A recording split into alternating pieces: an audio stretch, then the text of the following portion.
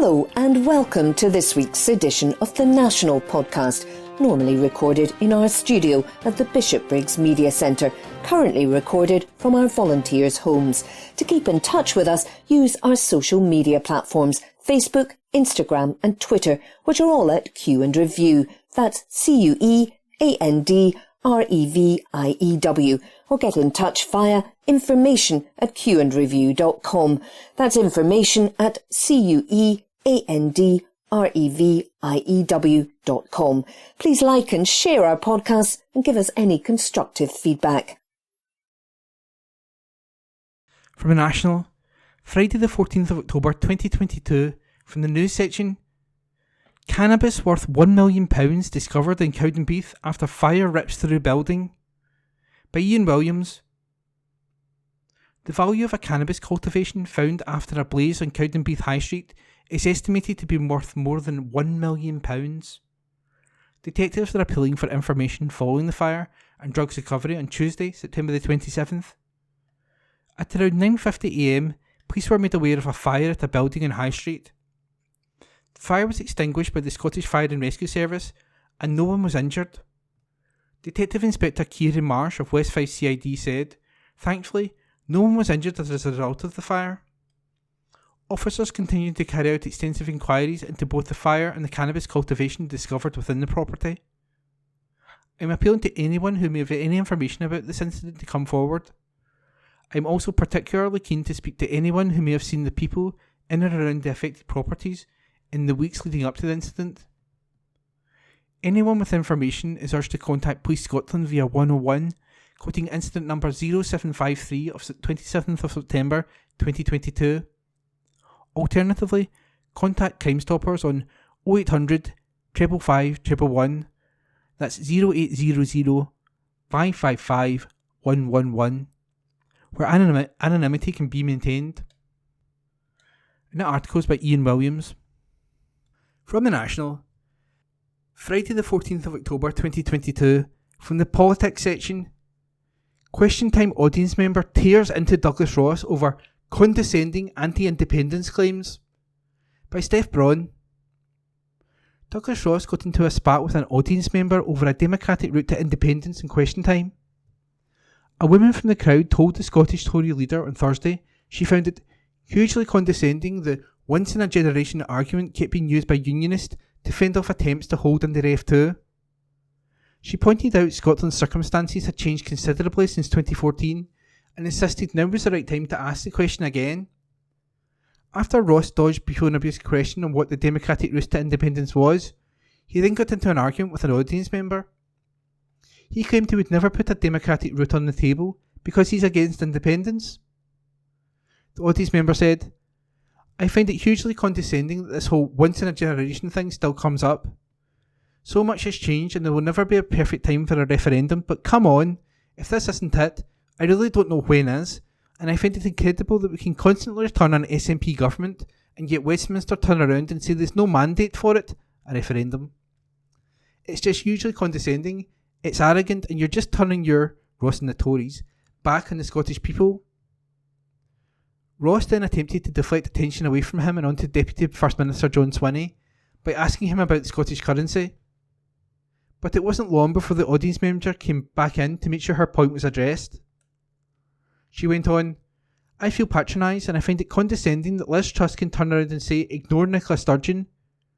How dare she? She's an elected politician. This woman, Truss, hasn't even been elected by anyone. We're a people, we're a nation, and how dare you just say no without even engaging in conversation with us?" Ross then replied, "We are engaging in this conversation. I don't believe in independence. I will never support Scotland separating from the UK." When Bruce was asked for a second time whether there was a democratic route to independence for Scotland, Ross said, "On a democratic route that's put forward by nationalists, people who want to separate the country put that forward. You wouldn't expect a unionist to explain how we could divide from the rest of the UK." The audience member hit back to argue Scotland wants sovereignty, which is what Brexiteers argued for in 2016. But Ross continued to dismiss her points and insisted Scotland should just be happy with the powers it has and use them. I don't particularly think that the rhetoric of 2014 was as divisive of the 2016 Brexit referendum, but if you want to follow that argument through, ultimately that's what independence is, said the audience member. So when you stood as a Tory for Brexit is exactly what we want in Scotland. We want to be sovereign and to make our own mistakes and our own way forward. Ross added, but we've had that debate. Let's use the powers we've got to improve A&E waiting times and education. And that piece was by Steph Braun. From the National, Friday the 14th of October 2022, from the news section, Scottish Drugs Minister calls for urgent meeting with Westminster Government, by Ninian Wilson. Scotland's Drugs Minister has called for an urgent meeting with her UK government counterpart to discuss the implication of changes to drugs legislation that could have an impact north of the border. This year, the Home Office announced plans to toughen up rules around drug possession with a new, 3-tier system of interventions, the most strict of which could see offenders have their passports or driving licences taken away. In a 56-page report released in July, the Home Office said 2 of the 3 tiers, the most and least stringent, could apply to Scotland and Northern Ireland. The legal system in Scotland, including policing and the courts, is devolved, but parts of the Misuse of Drugs Act remain reserved to Westminster. In a letter to UK Crime Minister Jeremy Quinn on Friday, Angela Constance voiced her concerns at the proposed changes and the impacts they could have on the human rights of drug users. The paper sets out that some proposals, including the most punitive, may apply in Scotland, she wrote. I received a reply on August 25, 2022, claiming that these measures are a step towards changing the damaging culture of drug use. I disagree and, instead, feel that these measures are contradictory to the human rights-based public health approach that the Scottish Government is implementing and could undermine aspects of our national mission to improve and save lives. I have previously outlined that these proposals, in particular, the confiscation of passports or driver's licences, raise significant concerns on civil liberties and human rights grounds. Given the devolved nature of Scotland's legal system, Constance continued, the proposals and the potential reach north may prove unworkable, as she urged discussions between the Home Office, Police Scotland and the Crown Office, as well as the Scottish Government. I must reiterate my opposition to any decision that requires Scotland to implement these measures and would highlight the significant risks inherent in this approach, she wrote. Constance, who has been regularly pushed the UK Government on the use of safe consumption facilities in Scotland as a way to ease the drug death problem in the country, also pushed Quinn for a meeting ahead of the regular Intergovernmental Drug Forum due to take place on November the 1st. The next UK Drugs Ministerial meeting is scheduled for November the 1st, and I look forward to meeting with you then, she wrote. I would, however, very much welcome an opportunity to meet you in advance of that date to talk through the approach we are taking and to discuss what we can do collectively to respond to this public health emergency. And that article is by Ninian Wilson. This article is from The National, date 14th October 2022, from the Culture section.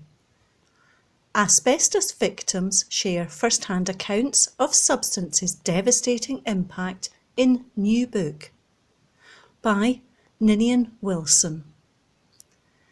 Victims of asbestos-related disease have shared their stories in a new book to highlight the devastating impact of the toxic substance.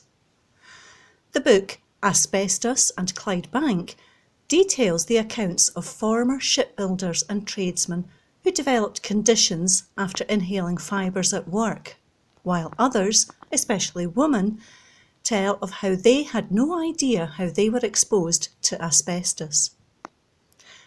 Developed by Clydebank Asbestos Group, or CAG, and Digby Brown Solicitors, the two organisations hope the book will raise awareness to improve health and social care around the issue. CAG reached out to campaigners and people they've helped over the years, with some agreeing to share their experiences. 83-year-old Jimmy McFarlane from Bowling in West Dumbartonshire developed pleural plaques after being exposed to asbestos while working as a heating engineer. He said, "Like the majority of people, I never knew about CAG, but I was always worried about knowing what to do, and I didn't want anyone else to feel lost.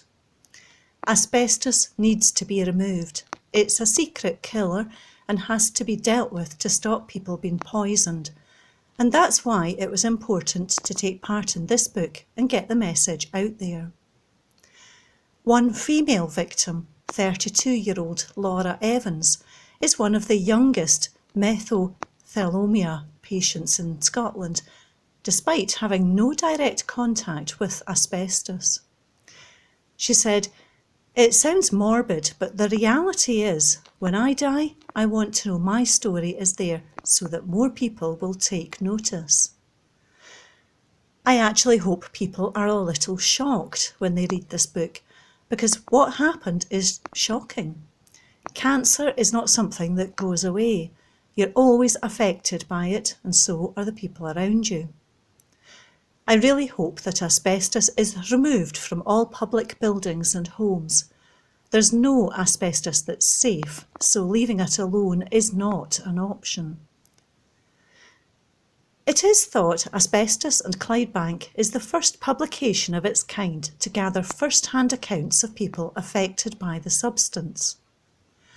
Professor Andrew Waterston, an occupational health and safety expert, spoke in the book about the importance of hearing first-hand accounts, saying, "It's the lost voices that need to be captured."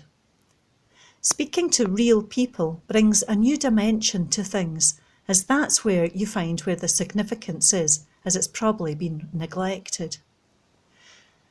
Rachel Gallagher, CAG coordinator, said, "We are incredibly humbled by the strength, dignity and passion shown by each person who chose to share their experiences in asbestos and Clydebank.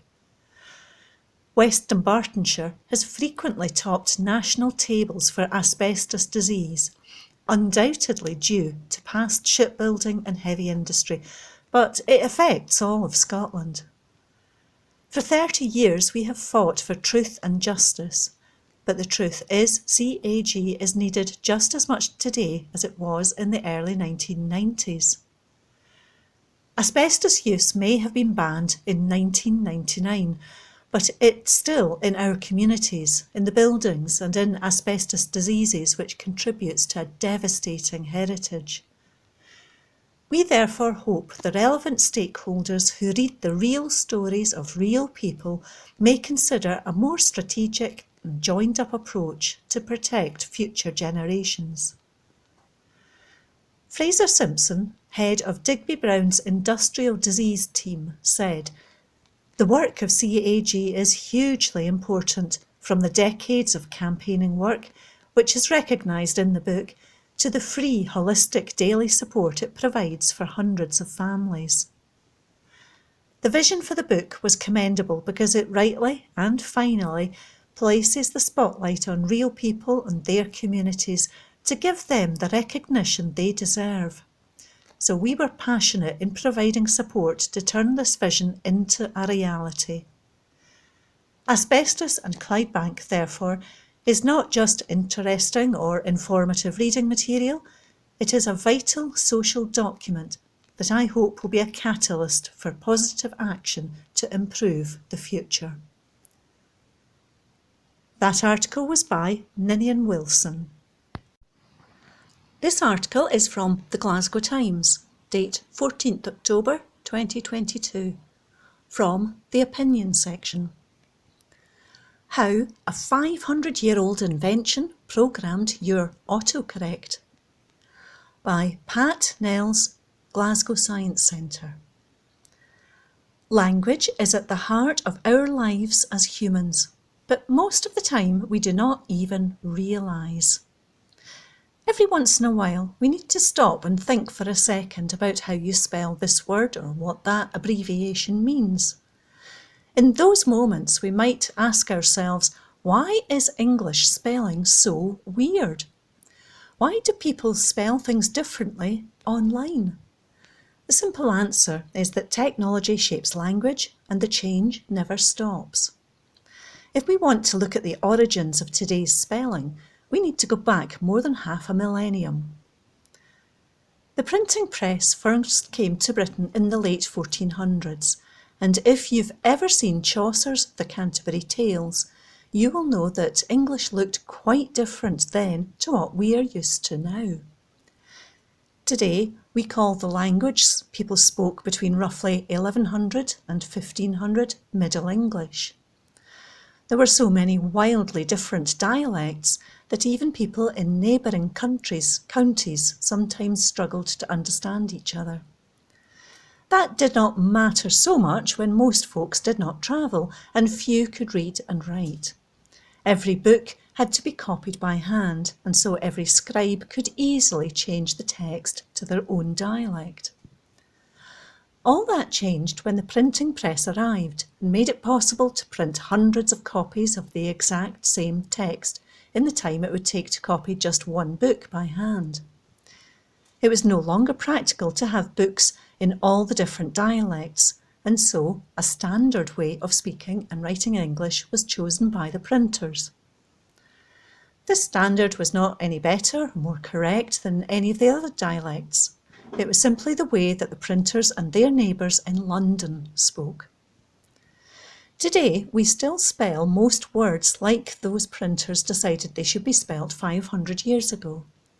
But language constantly changes, so the way we speak now sounds different to back then, and a lot of the spelling does not really make sense anymore. Though, for example, used to rhyme with loch, and if the spelling of it was invented today, THO would make much more sense than THOUGH. People have noticed this, of course, and so we see though, THO, all over our messages and the internet. For linguists, people who study language, this is not surprising at all. Humans are always trying to find out the most efficient way to do something, and that includes communication. We are a lazy bunch, but that's okay because it helps us to find better ways of doing things. Language changes because we're always trying to find a balance between making it easy to make ourselves understood and to understand. It is easy for us to make the sound to, T-O, but someone who hears it has to think about whether it's T-O, T-W-O, or T-O-O. When it comes to spelling, we made the opposite choice. By having different ways of spelling words that sound the same, the writer needs to do more work, but less thinking is necessary to understand what it means. Language, both spoken and written, is going to keep on changing as we make different choices about what is important to us when we communicate. Different technologies will shape these changes as well, just like the invention of print, text messaging and emoji did. There will always be more than one way of speaking, depending on the person, place and situation. A shared standard helps us communicate with each other across the globe, but our dialects help us to feel part of our local community.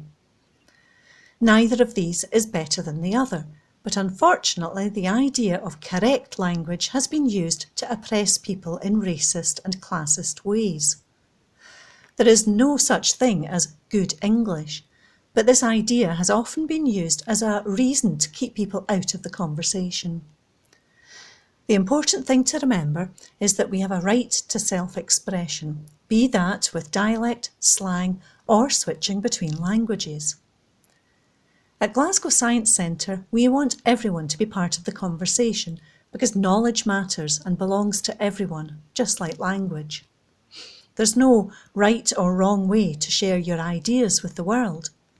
While innovation shapes communication, communication is what makes innovation possible in the first place. We cannot wait to meet you at the Science Centre, have a nice chat and hear about your ideas. That article was by Pat Nels of Glasgow Science Centre. This article is from The National, date 17th October 2022, from the Politics section. Douglas Ross backs J.K. Rowling in attack on Scottish Trans Rights Bill. By Adam Robertson. Scottish Conservative leader Douglas Ross has backed J.K. Rowling in a row over trans rights. Rowling, who's been outspoken with her opinion on gender in recent years, outlined her views on the principles behind the Gender Recognition Reform Scotland Bill in an article for the Sunday Times this weekend. It comes ahead of the first Scottish Parliament debate on the bill. The Gender Recognition Reform Bill aims to make the process of applying for a Gender Recognition Certificate, or GRC, simpler in Scotland. It would reduce the time people seeking to change their gender need to live in their acquired gender before applying, from 2 years to 3 months. The bill, which is supported by all Holyrood parties other than the Tories, has faced opposition from groups who claim it could harm the rights of women. In the article, Rowling said Nicola Sturgeon and other MSPs should be held responsible if the lax new legislation led to attacks on women. She also accused the First Minister of riding roughshod over women's rights. In a post on Twitter, Ross retweeted the article and said, "J.K. Rowling writes powerfully in the Sunday Times today. She is spot on about Nicola Sturgeon. We fully support, at J.K. Rowling, on the need to support women's rights." It is not Ross's first intervention in the trans rights debate. Earlier this year, ahead of the council election, he was heavily criticised after committing to ensuring council buildings had single-sex facilities, before stating that trans women could not use them. This was condemned by the Equality Network, who accused the politician of proposing unlawful policy under the Equality Act. Earlier this month, Rowling shared a photo of herself wearing a T-shirt emblazoned with the words "Nicola Sturgeon, Destroyer of Women's Rights." Sturgeon denied the claims made on the T-shirt and described herself as a passionate feminist. Responding to claims she is a destroyer of women's rights, Sturgeon told the BBC, "I've spent my entire life campaigning for women's rights, and I'm a passionate feminist with lots of evidence behind that. I respect people's views on this. People are entitled to express their views however they wish." She said the legislation is about reforming an existing process and doesn't give any more rights to trans people, and it doesn't take any rights away from women. The current process, the First Minister said, is stigmatising, traumatic, and is asking people to effectively prove that they're mentally unwell, adding that anyone caught abusing the process outlined in the new bill will be committing a criminal offence. That article was by Adam Robertson. This article is from The National, date 17th October 2022, from the News section. Man dies in suspected gas explosion in Denny near Falkirk, by Adam Robertson. A man has been killed in a suspected gas explosion in central Scotland. Emergency services were called to Northfield Road in Denny, near Falkirk, after reports of an explosion, the Scottish Sun said. A man died at the scene, and although it has been treated as unexplained, officers have said it is not believed to be suspicious. A Police Scotland spokesman told the newspaper, "We were called around 4:10 p.m. on Sunday, October 16th, to a report of a gas explosion in an outbuilding in the Northfield Road area of Denny. Emergency services attended and a man was pronounced dead at the scene. There was no danger to the wider public. The death has been treated as unexplained, but not believed to be suspicious, and inquiries are ongoing to establish the full circumstances." That article was by Adam Robertson. This article is from The National, date 17th October 2022, from the Culture section. Your guide to Dublin, Ireland, and why now is the perfect time to visit. by Samantha Priestley. Autumn is the perfect time for a city break, and as Logan Air announce it is increasing capacity from Aberdeen to Dublin and lowering fares, the Irish city is the perfect destination. Here are the highlights of things to see and do while you're in Dublin. The Guinness Storehouse. There's no better place to enjoy a pint of Guinness than in its home. The Storehouse is the original brewery, and Guinness is still brewed here today.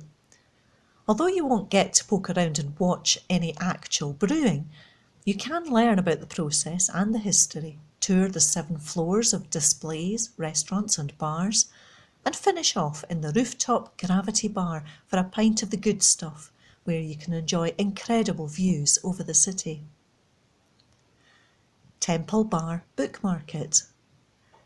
Temple Bar might be better known for its pubs and its lively nighttime scene, but on Saturday and Sunday daytime, it's a completely different atmosphere. You can still pop into a pub or two, but if you love books or just a good second-hand flea market, the Temple Bar Book Market is a real find. Stalls are piled high with old and rare books, and the area has a European and lovely lazy feel. Kilmainham Jail. This former prison, built in 1796, stands just outside the city. It ceased to be a jail in 1924 and is now a fascinating museum. It's a vast building, the largest unoccupied building in Europe, and a guided tour takes you from cell to cell, viewing prisoners' letters and personal belongings. When you step out into the yard, where an uprising occurred in 1916, you get a real sense of the desperation of the place when you see the spot these prisoners were executed on. Phoenix Park. More than just a park, these 709 hectares of greenery and gardens is also where you'll find Dublin Zoo and the Papal Cross, where Pope John Paul II said Mass in 1979. The park is home to the Irish President's official residence, plus a majestic herd of deer. It's a great spot to wander and take your time, to get away from the busy city for a while and to stop and have a picnic. There are often pop-up events and small markets taking place, and the park is so big you can easily spend the day here. Live music. Dublin is a music city, and when you wander the streets in the evening, hopping from pub to pub, you'll find it everywhere you go. Trad sessions frequently take place in most traditional pubs in the city, and live bands are playing in the more modern bars. The atmosphere of the Dublin nightlife is contagious, and before you know it, you're singing along. If you can play an instrument, you can sit down and join a trad session. In some bars, you might get a little music lesson, or you can sit back, relax, and enjoy a pint while the music plays. That article was by Samantha Priestley. From the National, Monday the 17th of October 2022, from the comment section. Maybe it's time Tories got used to people saying what they think of them. By Steph Payton, columnist. I've always assumed that having sex with a Tory would be a miserable experience. The kind of mind that would embrace the theory of trickle-down economics suggests to me a selfish lover. If that sounds harsh, I can only say that the Conservatives deserve to hear a lot more being said on what people really think of them. The Tory response to Miriam Margolyes being brutally upfront on BBC Radio 4 about her thoughts on the new Tory Chancellor, or, for that matter, to Nicola Sturgeon saying she detests the Tories, or to LGBT plus activists adorned in t-shirts that read "Never kissed a Tory," reveals a naive entitlement of the political right. It's a strange state of affairs to think that our choice of friends and sexual partners should be so clinically removed from what we feel. I detest the Tories, and, given the opportunity, I'd given the same peace of mind as Margolyes did on Saturday. Yet Conservatives repeatedly act offended when faced with the consequences of their behaviour, as if you can do any number of terrible things and it doesn't matter, as long as you were wearing a £3,000 suit and tie at the time and collecting an income. There's no one so oppressed as a Conservative. They wail like a man who has just spent the last hour smearing excrement on the windows of his local Tesco, then doesn't understand why they won't let him in for the weekly shop. The word we're all really looking for here is accountability. Reactionaries in the political right will dress it up as political correctness and the tyranny of the woke mob, but boil it right down, and what you have left is a group of entitled millionaires and politicians who are furious that they are being held responsible for their actions. The full acceptance of everyone across the political spectrum, without judgment, is one of the most absurd indulgences of liberalism. Even worse is the smugness with which they enforce it. It's easy to wave away the destruction of the Conservatives as a simple difference of opinion, when you're safe and secure in the world from the worst impacts of the regime. But really, who amongst us with any real compassion could look at the exhaustive timeline of the Conservative Party over the past 12 years and come away with anything but disgust for a political party that maintained a death grip in UK politics for over a decade? I'm talking about welfare slashing, COVID partying, economy crashing free market zealots who hold the keys to 10 Downing Street. The fracking backers who put our drinking water under threat. The tuition fee raisers saddling another generation with mountains of debt. The kind of party that won't be moved by a photo of a drowned child in the channel. Well, not for any longer than is necessary before the public move on. The party that would prorogue Parliament to avoid any real scrutiny. The party that hands more power to the police to protect themselves from protest and mutiny. The party that scapegoats migrants and transgender people while picking apart our services to the point that their emptiness is felt everywhere you go. In waiting times, in staff shortages, in 4 nations now living in the cracks of their foundations. A government that allows its Home Office to track the location of international students in the hope of catching them breaking their visa conditions, who spent up to £1 billion in bombing and other interventions in Libya while justifying pay cuts for teachers and nurses. A government stuffed with ministers and representatives that use taxpayers' money to clean their moats or get caught offering access to the Prime Minister. I'm talking about a political movement that has wrongly deported British citizens and cheers at the prospect of planes filled with asylum seekers taking off from British runways. The party that voted against making it a requirement for rented homes to be fit for human habitation while being jammed full of landlords. A party that is stuffed with heartless fools such as Jacob Rees-Mogg, who claimed that the victims of Grenfell Tower lacked common sense, or Dominic Raab, who described feminists as obnoxious bigots and said men were getting a raw deal, or who, while electing the spot of high hygiene, a man who described black people in Africa as having watermelon smiles. They are the kind of people who will give the middle finger, literally, to the families of those who died from COVID protesting, who are outside Downing Street ahead of Johnson's resignation for partying, while sacrifices were made across the UK's 4 nations. The people who are working to privatise institutions, to undermine unions, to funnel more cash into the pockets of themselves and their pals.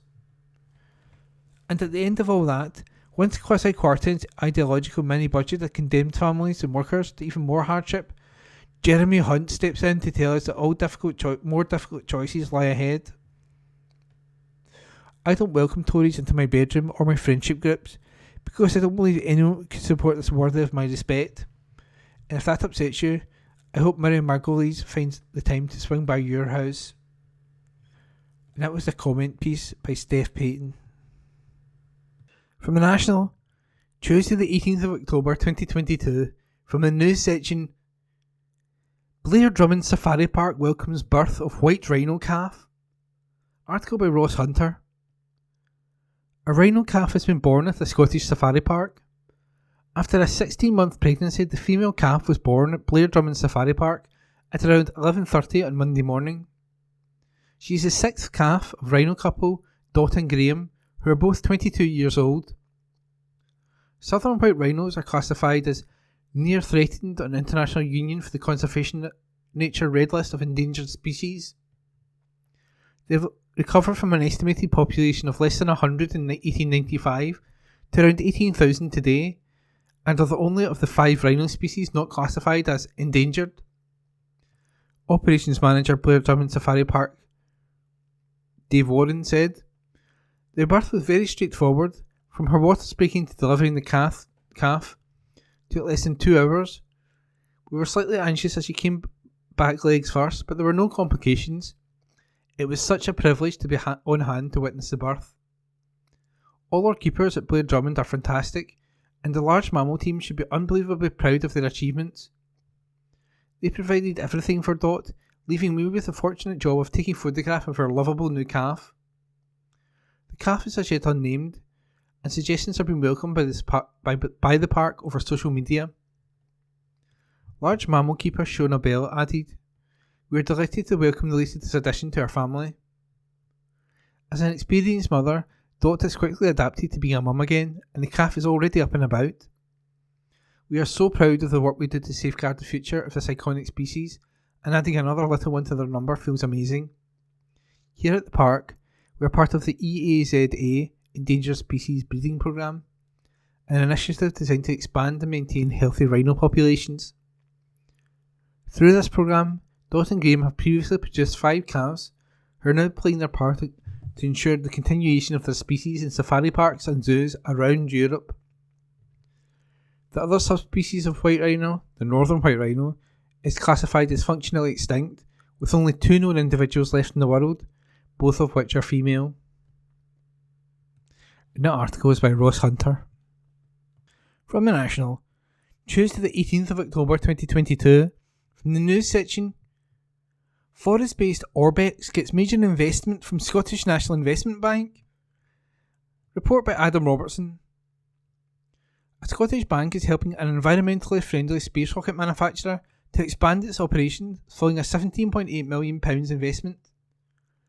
The scale-up support from the Scottish National Investment Bank, part of an overall package worth £40 million, will help the Moray-based Orbex unlock significant additional funding sources.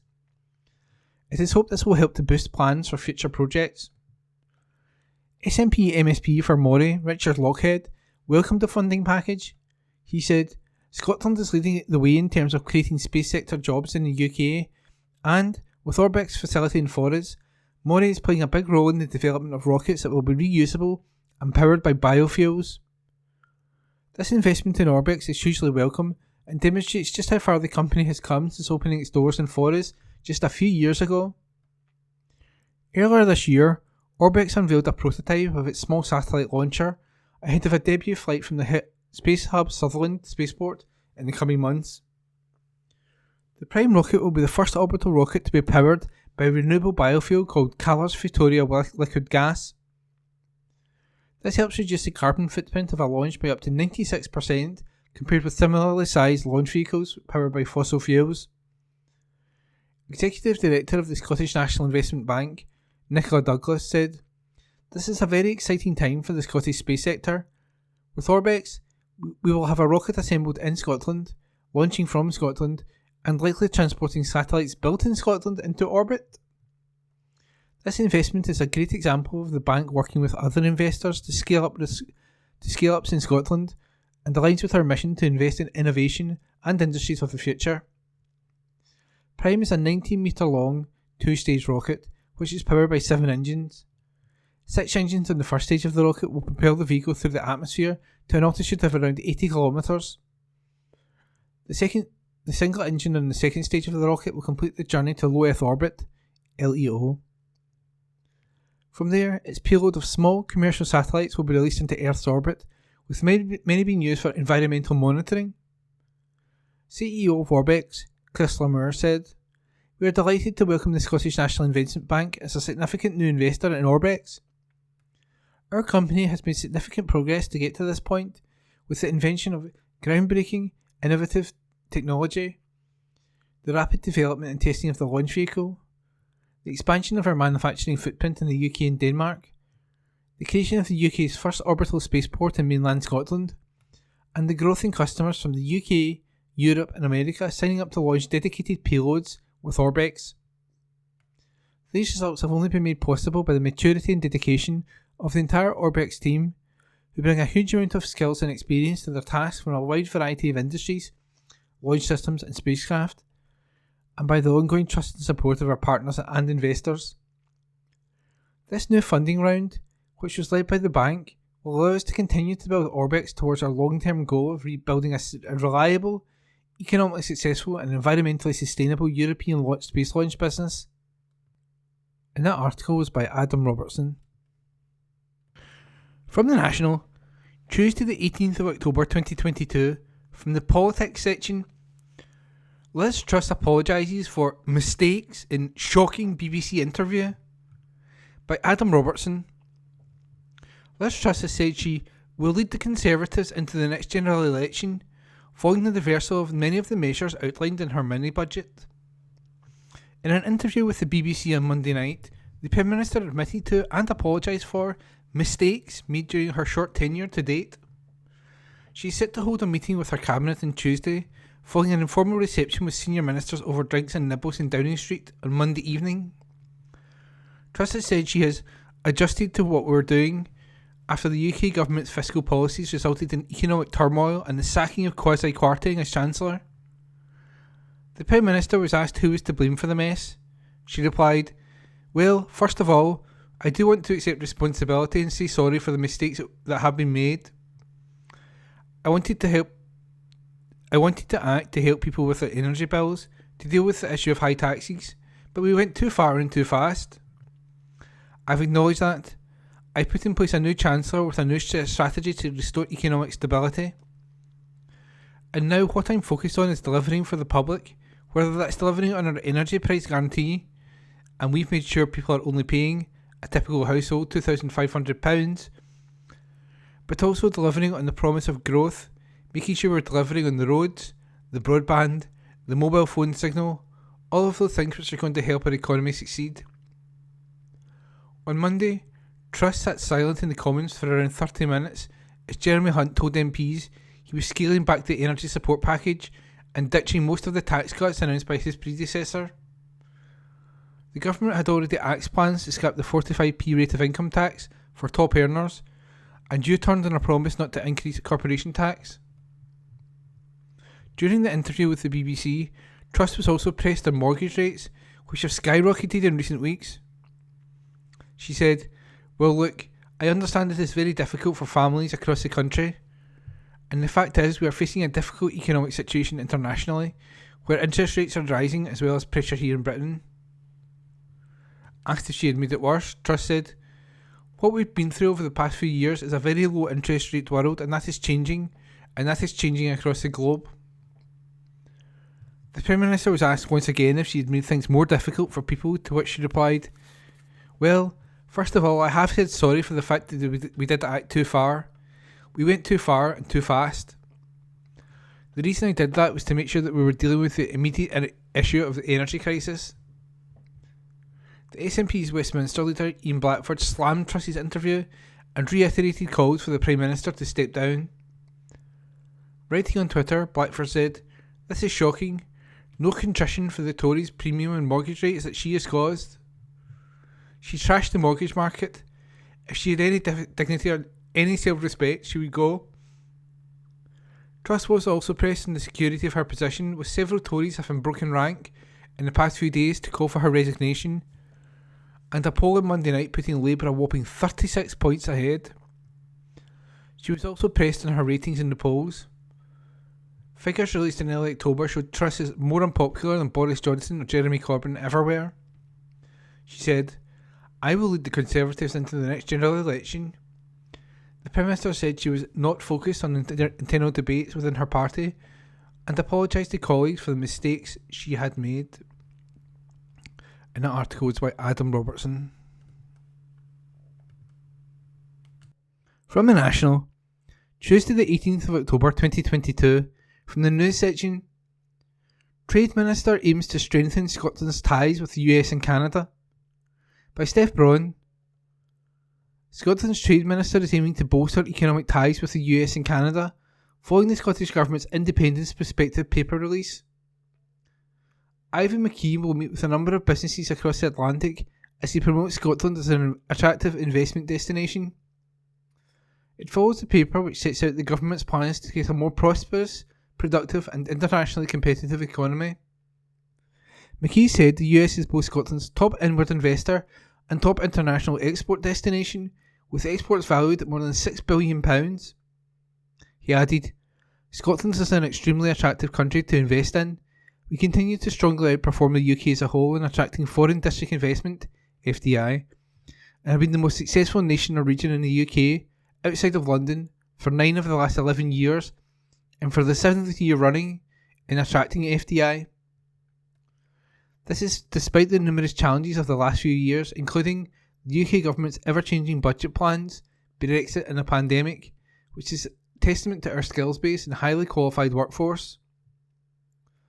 The third independence paper in the Building a New Scotland series outlined the economic and currency plans for an independent Scotland. It confirms Scotland will keep sterling for an undefined period of time after leaving the UK, while work goes on to set up a new Scottish pound. Scotland would not seek to join the euro, Nicola Sturgeon said, adding that this would not be right for Scotland. The paper also set out at length the economic case for independence in opposition to the policies of the Conservatives in Westminster, and the First Minister emphatically said she rejects austerity, calling it immoral and unsound economically. And that article was by Steph Brown. From the National, Tuesday the 18th of October 2022, from the news section, Tributes for young Scots killed in Highlands car crash. Report by Gregor Young. Tributes have poured in after 2 young Scots were named as having died in a crash in the Highlands. Police Scotland have released pictures of 25-year-old David Hamilton and 24-year-old Finlay Hope following the fatal crash on Sunday at around 3:20pm on the A836. It is believed the car had left the road near Lairg in Sutherland some time before it was found and reported to police. Both men were pronounced dead at the scene, and their families have asked for their privacy to be respected at this time. The Highlands and Islands Police Division posted the announcement on Facebook, prompting hundreds of responses from locals. God, they are just boys, Lara J. McMillan wrote. The poor families. I'm so sorry for your heartbreaking loss. Thinking of you all and the emergency services who were in attendance. Gail Jones added, makes it even more heartbreaking to see their young faces with a lifetime lost. Incredibly sad for their families and friends. Can't imagine their grief right now. Thoughts too for our emergency services who had to deal with this tragedy. How awful. Sincere condolences to their respective families and friends. Beautiful lads taken too early. Heartbreaking, Audrey Wallace said. Sergeant Callum Macaulay said, our thoughts are very much with the families of these 2 young men at this very difficult time. An investigation to establish the full circumstances of what happened is ongoing, and we are appealing to anyone who can assist, who's not already spoken to officers, to please get in touch. If you have dashcam footage or anything else that could help with our inquiries, then please call us on 101, quoting incident number 20836 of October the 16th, 2022. And that report was by Gregor Young. From the National, Tuesday the 18th of October 2022, from the news section, Yes Group to host Indie Curious events to reach undecided voters. Article by Laura Pollock. A new campaigning initiative has been launched by Yes activists in North East Fife, aiming to create an atmosphere for voters curious about independence. The first of 2 Indie Curious Saturday events will have a Q&A with columnist Leslie Riddick and a discussion with Commonweal Policy Coordinator Nicola Biggerstaff. The second event will have performances from folk singer and Scots advocate Iona Fife, and SNP activist and singer Joshua Scanlon. The events are free to ensure accessibility to information and organisers aim for an open discussion. The first is set for Saturday the 19th and will take place in Westport Cafe in Cooper. The second is on the Saturday 26th of November at Village Memorial Hall in Dearsea. SNP councillor Stephen Hogg-Radu said he had the idea when he was unsatisfied with the Yes Movement outreach in his ward of Cooper. He said, it all started when I wanted more Yes activists to be involved in Cooper. The idea that grew arms and legs, and Yes North East 5 took it on.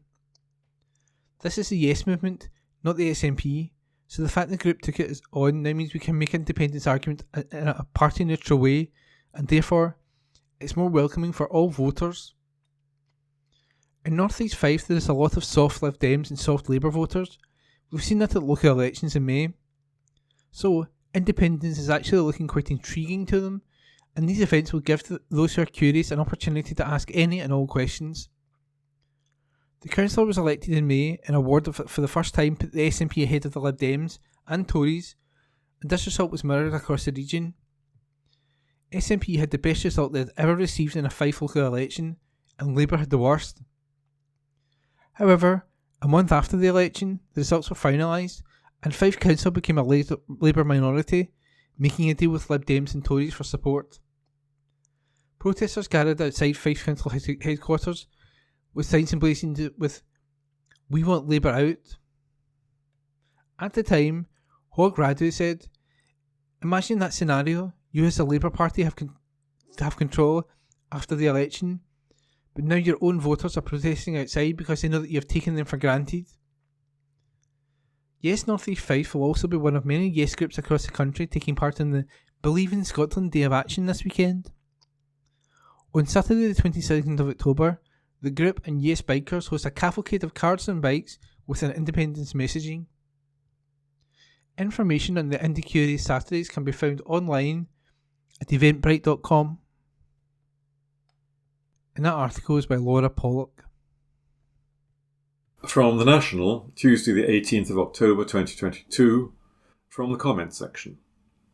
Shona Craven, cowardly Truss is brave in topsy-turvy Toryland. Cowardice is courage. Chaos is stability.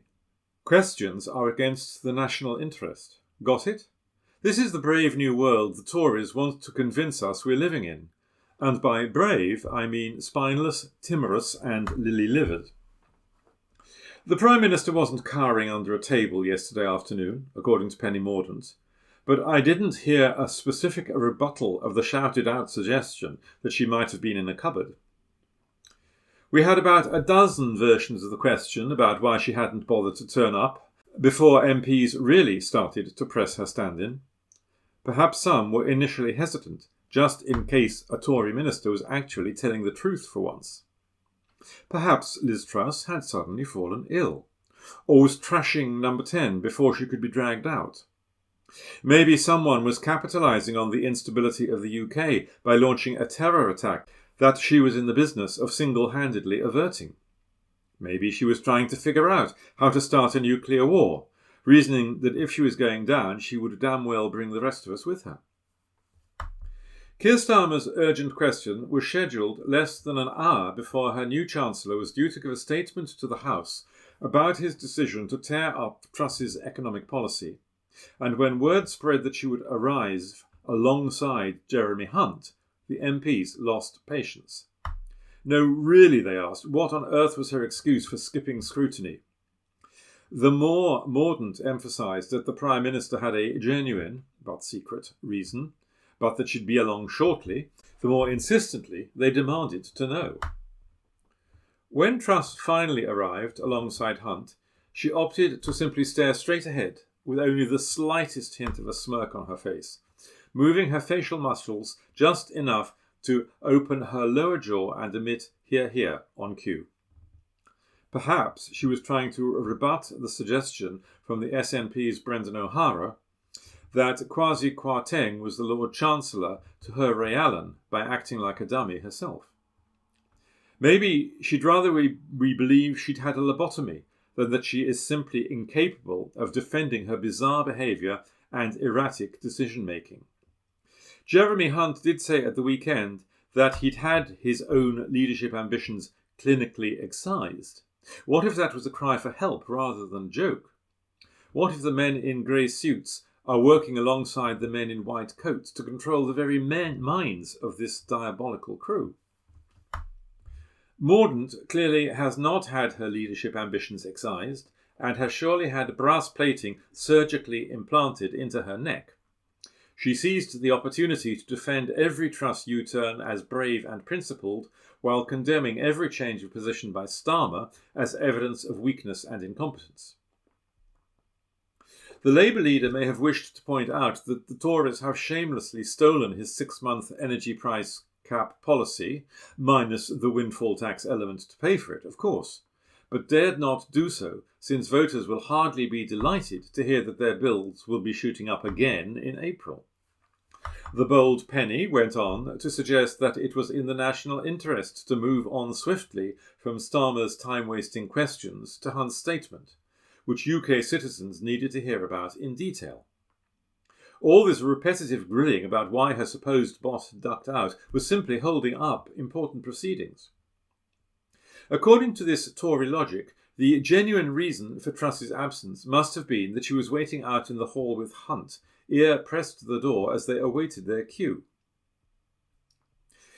Speaker Lindsay Hoyle was happy to allow the PM to sneak in while the questions were being put to her stand-in, and then simply move on to the next item on the agenda as if nothing outrageous had just occurred.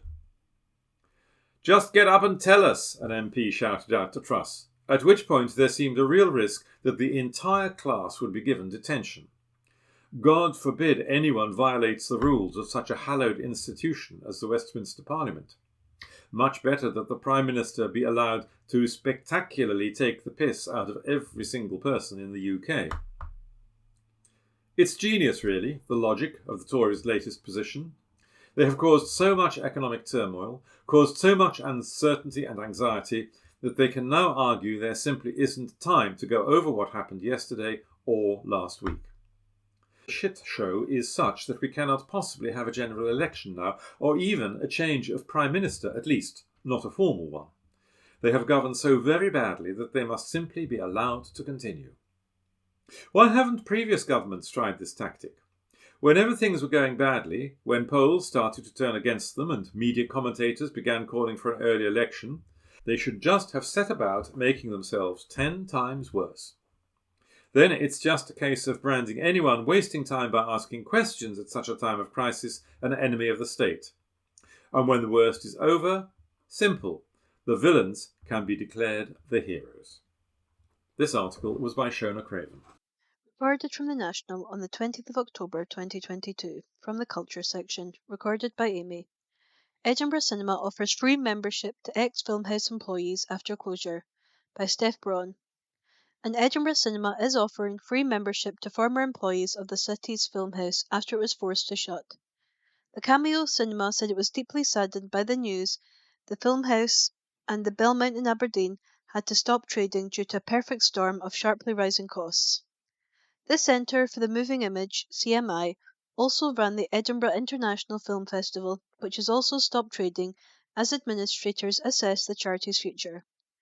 More than 100 workers immediately lost their jobs, while a petition to save the cinemas and festival gained more than 8,000 signatures. Cameo has now offered all former Filmhouse or Edinburgh International Festival employees complimentary membership in a bid to keep cinema culture alive. The cinema has also offered all Filmhouse members a discount on ticket purchases. In his statement on Facebook, Cameo said, "Keeping Scotland's cinema culture alive is something we care very much about. Like many of you, we're deeply saddened by the news about Filmhouse, Edinburgh Film Festival and the Belmont in Edinburgh, and have been thinking hard about the best ways we can help. While it's only a small gesture, watching films is something we all want to share together. So we at the Cameo would like to offer all former Filmhouse or Edinburgh Film Festival employees complimentary membership at our cinema. We also know there's members of the Filmhouse who've paid for a benefit they can no longer claim. We're happy to invite Filmhouse members to claim a £3 discount on all ticket purchases at the Cameo, the same discount our members receive. Filmhouse members just need to present a valid membership card at the Cameo box office to claim their discount. We at Cameo hope to see you at the movies very soon." Former Filmhouse and festival employees should email inquiries@picturehouses.co.uk to set up their membership.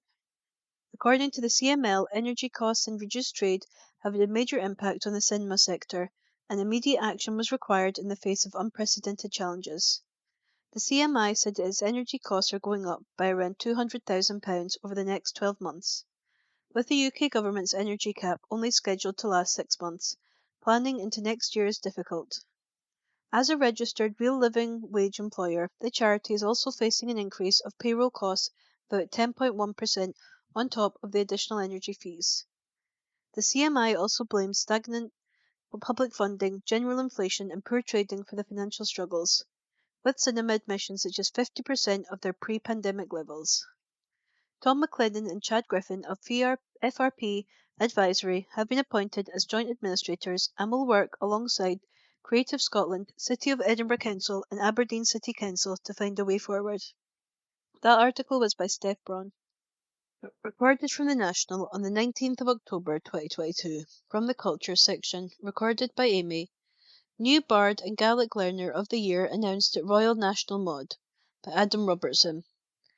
The Royal National Mod has appointed its new Bard and announced the Gaelic Learner of the Year.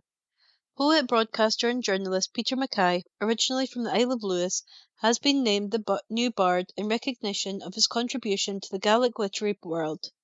Mackay works as a senior lecturer at the University of St Andrews and was previously writer-in-residence at Sabal Mor Ostaig, a college on Skye. He is the 58th recipient of the Ancuman Bardic Award, which was first handed out almost a century ago in 1923. Mackay said, "It's a great honour to be named the Bard of the Commune Gailey, especially as the next year, 2023, will mark 100 years since the first poet, James Thomson from Lewis, was named in this role. That's 100 years of footsteps to follow in and live up to, not least those of Roddy Gorman, the most recent holder of the role, who has done so much for the Gaelic poetry over the years. It's also nice to be part of the mod. I'm a terrible singer, so never got to compete here. I'm very pleased to be sneaking into this extraordinary ceilidh by another door." Elsewhere, the recipient of the Gaelic Learner of the Year award was also announced, with Sheena Amos from the Black Isle being recognised for making steps to become fluent in the language. Amos is a music teacher on Skye and credited her colleagues for helping her to make progress with her Gaelic. She sat a higher exam in the language during lockdown following a year of studying at Sabal Mor Ostaig and now teaches music through the medium of Gaelic. Amos said, "I feel honoured to be awarded this prize considering how many people are learning Gaelic at the moment.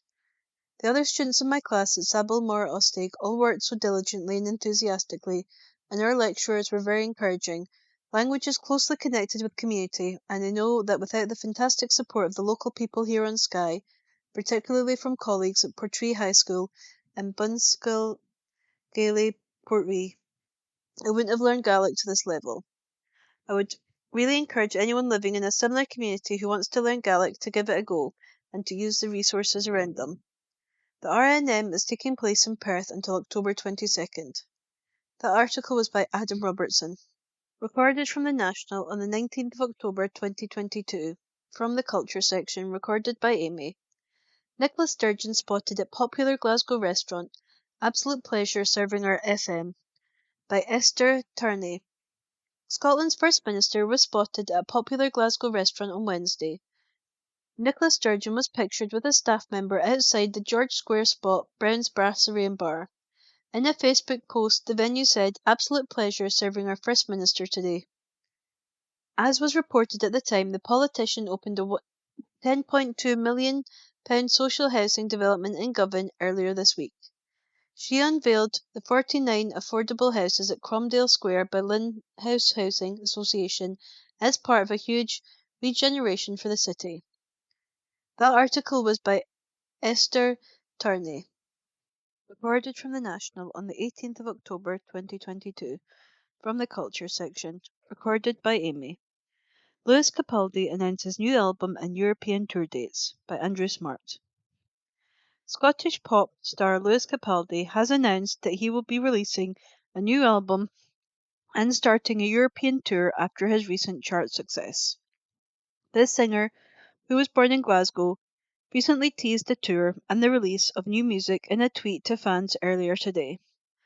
The hopes of both were confirmed today in a statement released by the musician's management. The announcement unveiled a whole host of tour dates across Europe and the release of an album including his recent charting single Forget Me. Lewis Capaldi's new album. After his long-awaited return to recorded music, Lewis Capaldi is releasing a brand new album. Broken by Desire to be Heavenly Sent is the singer's second non-live album and will feature his silver certified single Forget Me. Lewis Capaldi said, "I don't want to create a new sound for myself or reinvent myself. The songs I want to write are emotional songs about love or loss." Lewis Capaldi European tour dates. Lewis Capaldi announced dozens of new tour dates across Europe in major cities like Glasgow, London, Birmingham and Madrid. Here's a full list of all the tour dates announced by the Scottish singer. January. Saturday 14th, Leeds, First District Arena. Monday 16th, Sheffield, Utilita Arena.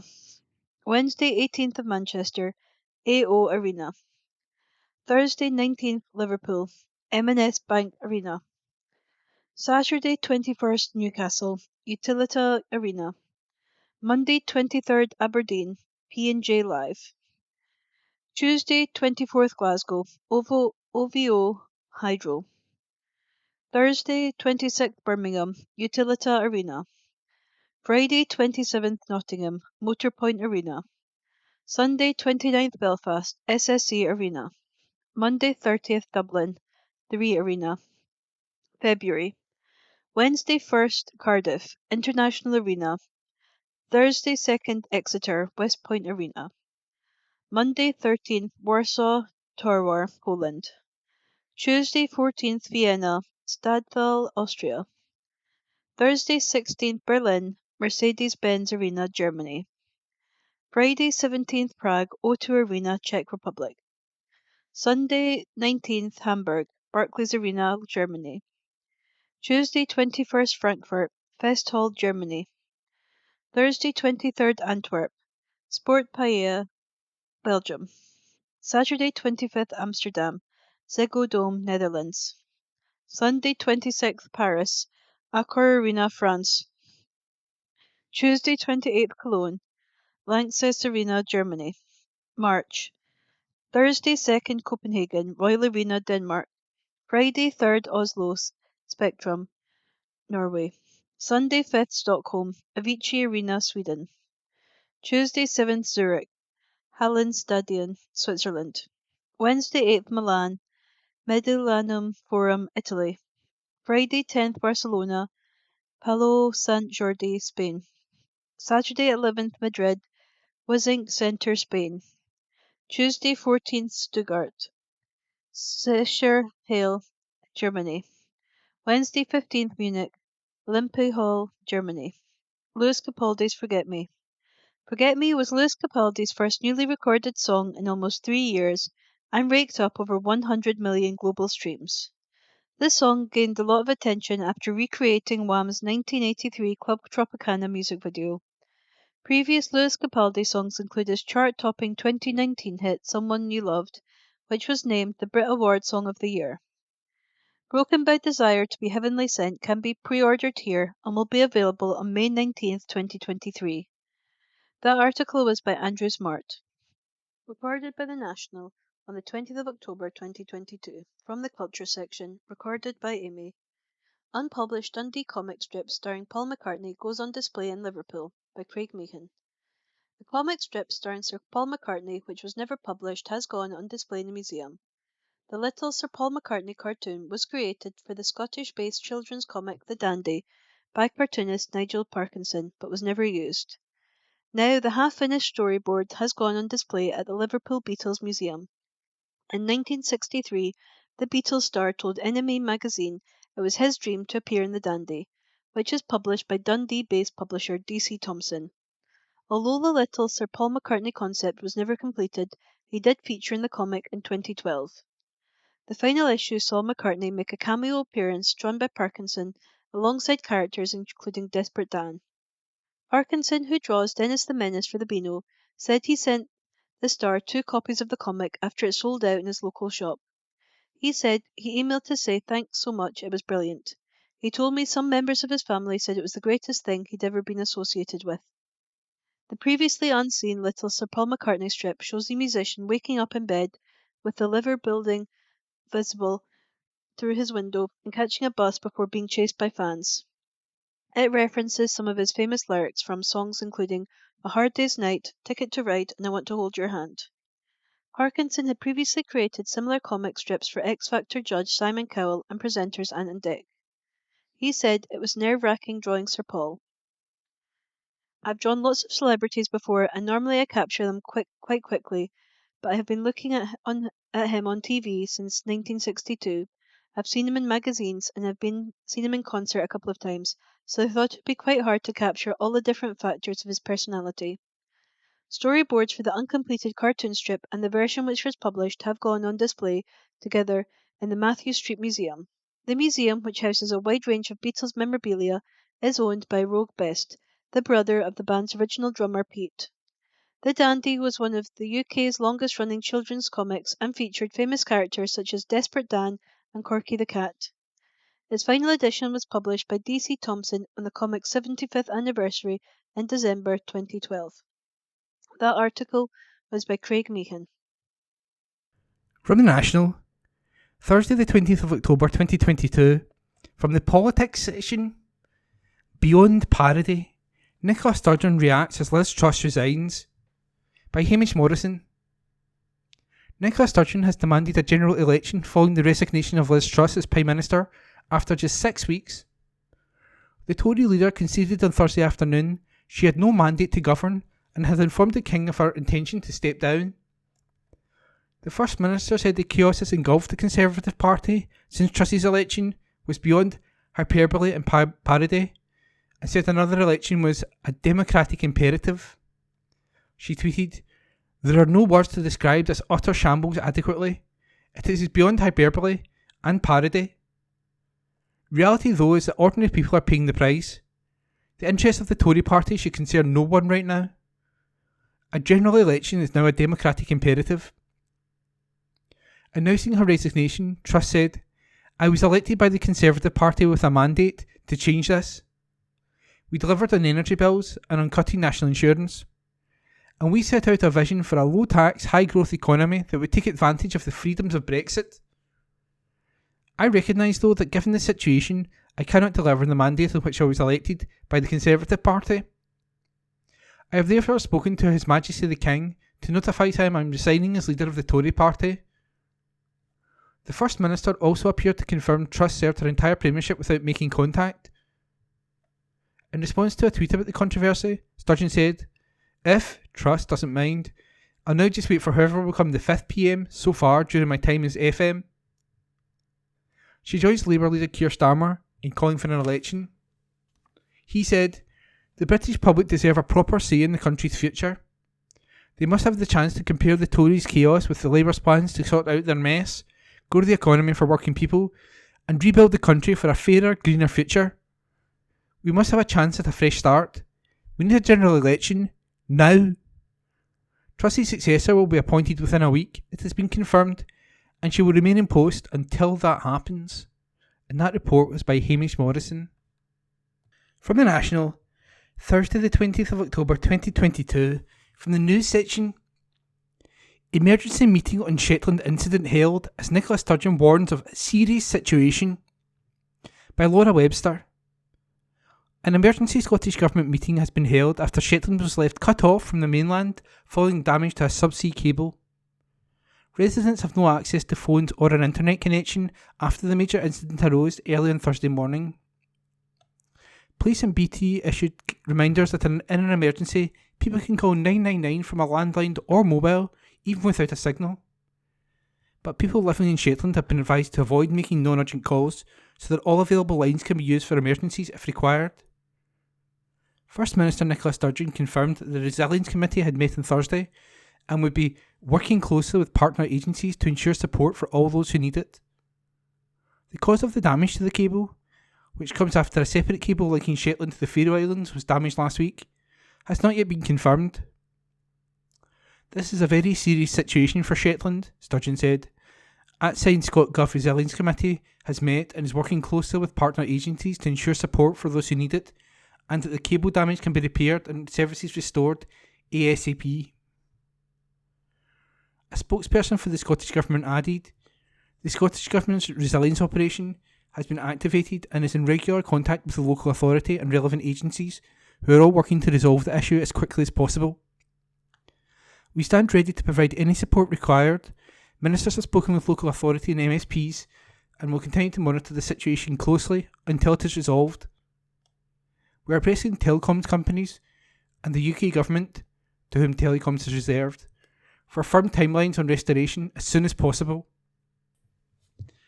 Police from around Scotland, as well as the Fire and Rescue Service and HM Coast Guard, are being deployed to Shetland in the wake of the cable incident. An emergency hub has also been set up in the Tesco car park in Lerwick.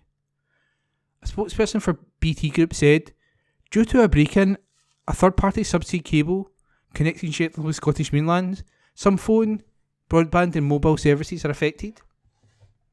Engineers are working to divert services via other routes as soon as possible, and will provide further updates. Our external subsea provider is also looking to restore their link quickly. And that was a report by Laura Webster. From the National, Thursday the 20th of October 2022, from the news section, Krishnan Guru Murthy taken off air by Channel 4 after C*** incident. Report by Laura Webster. Senior Channel 4 presenter Krishnan Guru Murthy has been taken off air by the broadcaster after being caught calling a Tory MP a C*** on a live stream.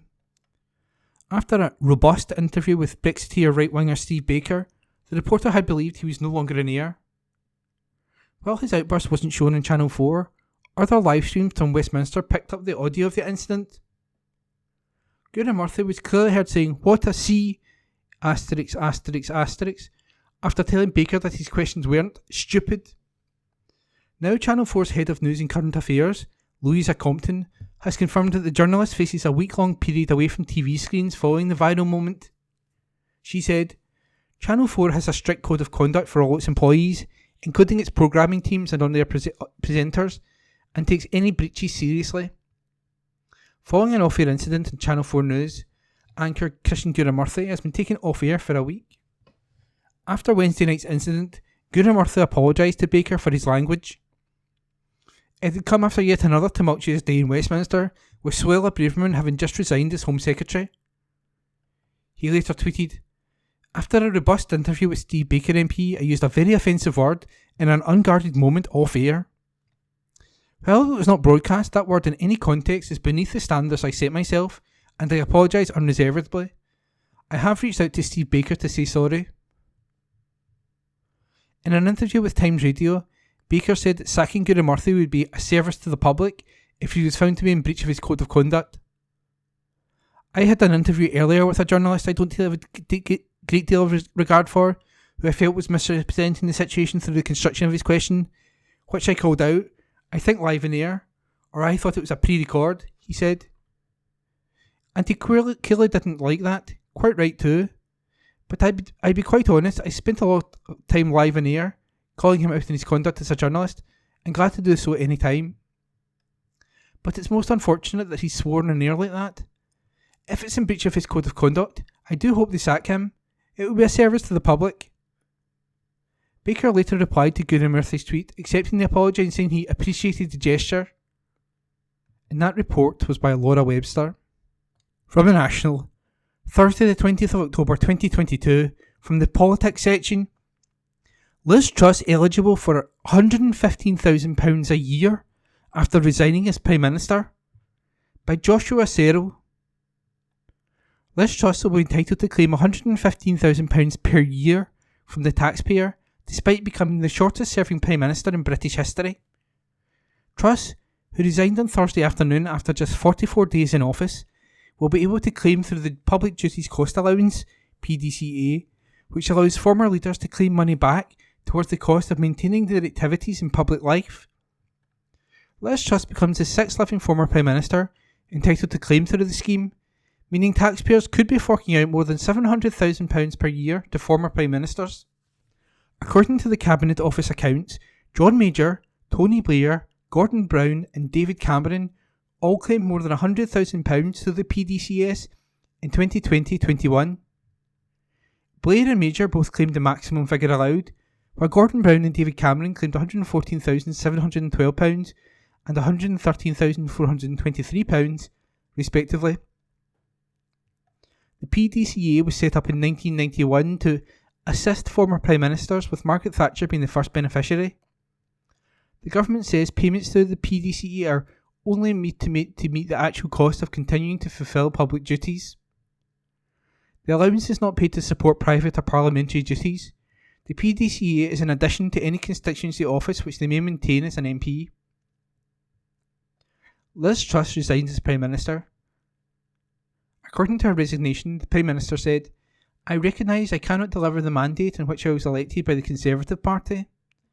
I am resigning as leader of the Conservative Party. There will be a leadership election to be completed within the week. I will remain as Prime Minister until a successor has been chosen." Her resignation comes after weeks of chaos following a disastrous mini-budget that plunged the economy into turmoil. The financial plans, announced by then Chancellor Kwasi Kwarteng, included £45 million of unfunded tax cuts, causing the value of sterling to plunge in comparison to the US dollar. U-turns followed, with Truss and Kwarteng ditching plans for tax cuts for the richest, before Kwarteng was forced to resign as Chancellor. He was replaced by Jeremy Hunt, who continued to abandon Truss's plans, including reversing the decision to scrap the planned corporation tax rise and scrapping plans to reduce the basic rate of income tax from 20% to 19%. Then, on Wednesday, Home Secretary Suella Braverman resigned, leaving what appeared to be a pointed message at Truss in her resignation letter. Braverman said, "Pretending we haven't made mistakes, carrying on as if everyone can't see what we have made them, and hoping that things will magically come right is not serious in politics. I have made a mistake. I accept responsibility. I resign." Following a meeting with Brady at lunchtime, Truss announced her resignation this afternoon.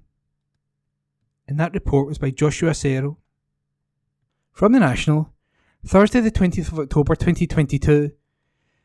From the politics section, YouGov poll finds only 1% of voters say Liz Truss was good Prime Minister. Report by political reporter Hamish Morrison. Just 1% of the UK public thought Liz Truss did a good job as Prime Minister, according to a new YouGov poll. The survey found a whopping 64% of respondents thought she had done a terrible job, with just 1% rating her performance as good and 1% saying she had been a great Prime Minister. The Snap poll, carried out among 2,066 people on Thursday, found 7% of Britons rated her average and 18% said she had been poor. Some 10% of respondents said they did not know. Truss announced her resignation on Thursday afternoon after a punishing week in which she lost control of her party and suffered the loss of a senior advisor and her Home Secretary. First Minister Nicola Sturgeon said Truss would be resigned to a footnote in history. She is entitled to a pension of £115,000 per year for the rest of her life as a former Prime Minister, even though she has only held the office for 44 days. Tory rivals are now lining up to replace her, and nominations among MPs are now open, closing at 2 p.m. on Monday. Then, Conservative Party members will be able to vote until Friday, October the 28th, at which point a new Prime Minister will be appointed. And that report was by Hamish Morrison. And that was this week's The National podcast, normally recorded in our studio at the Bishopbriggs Media Centre, currently recorded from our volunteers' homes with the publisher's kind permission. Thanks for listening.